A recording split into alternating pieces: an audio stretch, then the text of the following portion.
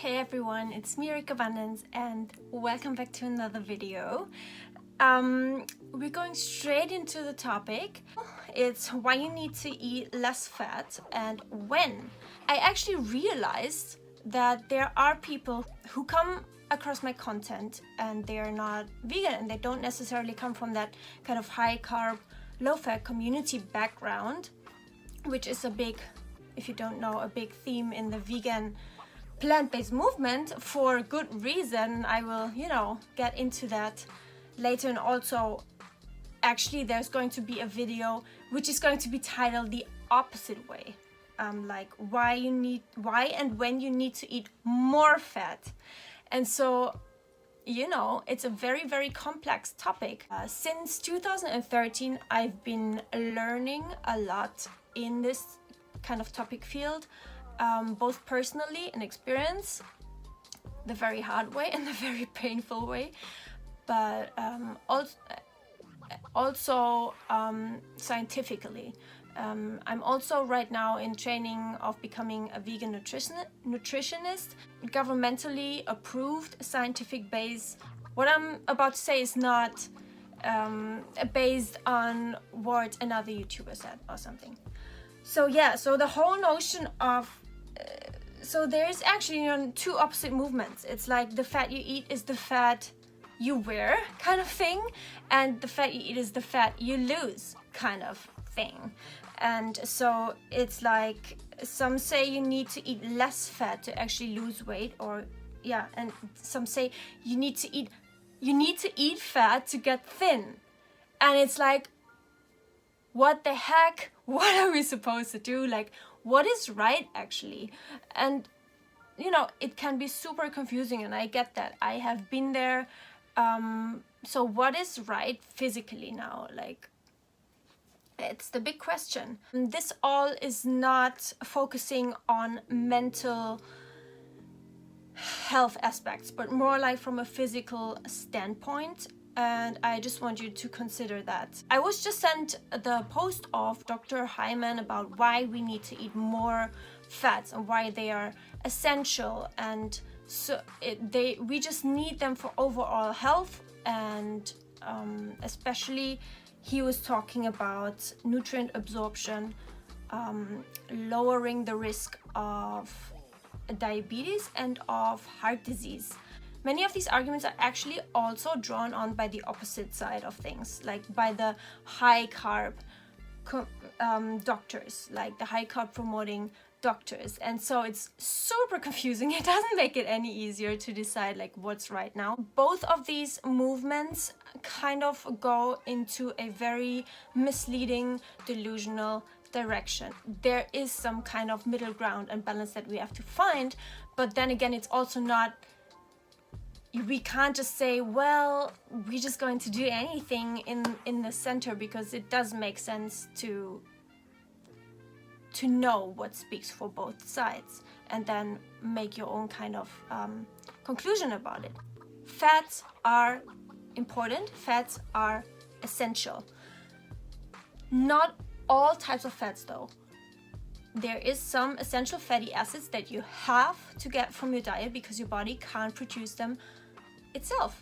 And so you have to eat these essential fatty acids. What many people don't realize is that all natural whole foods contain fats, and that is a fact. Like, that's just the way it is. There actually have been studies that have shown that to just 2% of essential fatty acids, which are the omega-3 and omega-6s, are enough to actually meet our minimum requirements physically.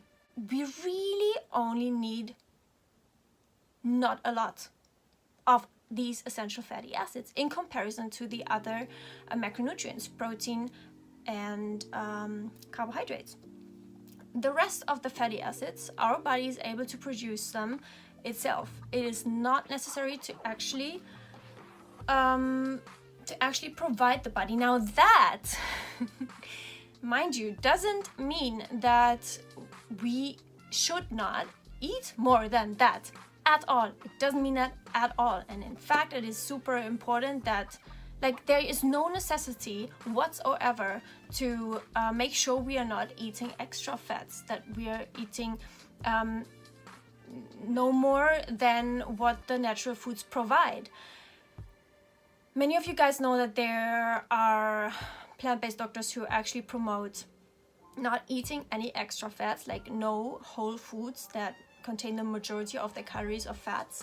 And that is a very dangerous way to go about it, primarily mentally, but secondarily, or just the same importance actually, also physically, because there's no negative side effects of eating more than our body minimally requires. That's so important to know. But the point is, for example, 20% of your overall calories from fat is plenty, and that includes also non-essential fatty acids, because there's no harm in consuming them, even though our body could theoretically and practically produce them itself. And so you also have to realize more than 20% of your overall calories coming from fat is not bad per se. Like, there is, in nature, we would not know a thing about macro ratios. It is not natural at all, the point where we have come to now, to actually focus on macronutrient ratios. It doesn't really matter as much as we think. And so by these movements, by people saying you need to eat fat to lose fat, and people saying you need to not eat fat to lose fat, it's like this has become such a focus that it is actually harming us both mentally and physically. In terms of diseases like heart disease and diabetes, these types of things, blood sugar issues, it's not primarily how much fat is, how much calories are coming from your fat or your carbohydrates, but it's more so how much body fat we're having, and the overall calories. Like, if we're eating more than we need, then of course there's going to be more fat and carbohydrate, like glucose, in the bloodstream that can actually kind of rival together and cause the insulin resistance. Either it's too much fat in comparison to carbohydrates, and so the glucose cannot get into the cells, or it's, depending on from which perspective you're looking at it, or it's too many carbohydrates, which is the mainstream kind of viewpoint. But you can actually take that argument for both sides. That is the problem here. That's the reason why so many people who eat low carb lose weight, and that why so many people that eat high carb lose weight.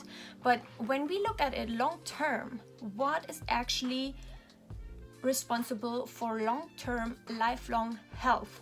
What is actually going to support your health, your hormones, your metabolism, also your mental health, and just like your cellular, what is actually natural for your body to consume? If you eat like 20% from not so perfectly whole foods, and that is not going to be the cause of you developing insulin resistance. It's all about the fiber content, the water content. It's all about the how fast your body is actually absorbing and also digesting your foods. And so when we find the middle ground, then actually the absorption and digestion rate is just perfectly right for your body to not have an insulin problem.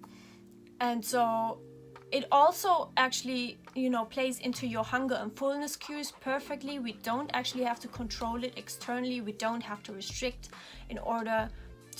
we don't have to control that kind of thing in any kind of number or macro ratio. And also it's not important to eat whole foods only, and only then your body will know how to deal with these things.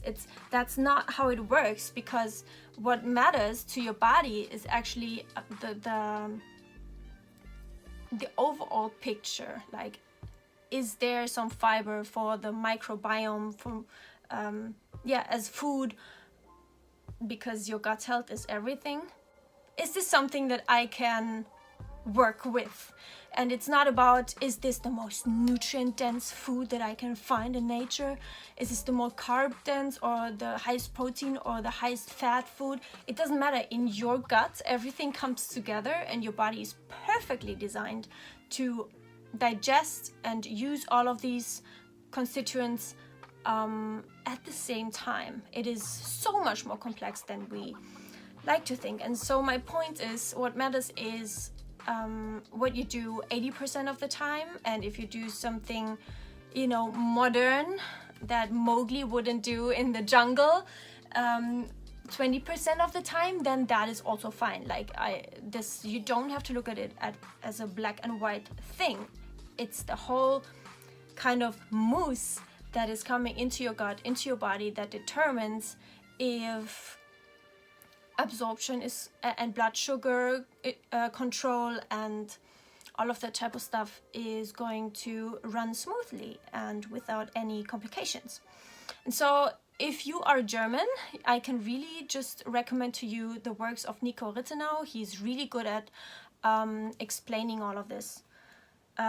So why the perfect ratio of fat is really, really not important at all. Like, we do not have to know how many calories are coming from fat. Next point is hormones.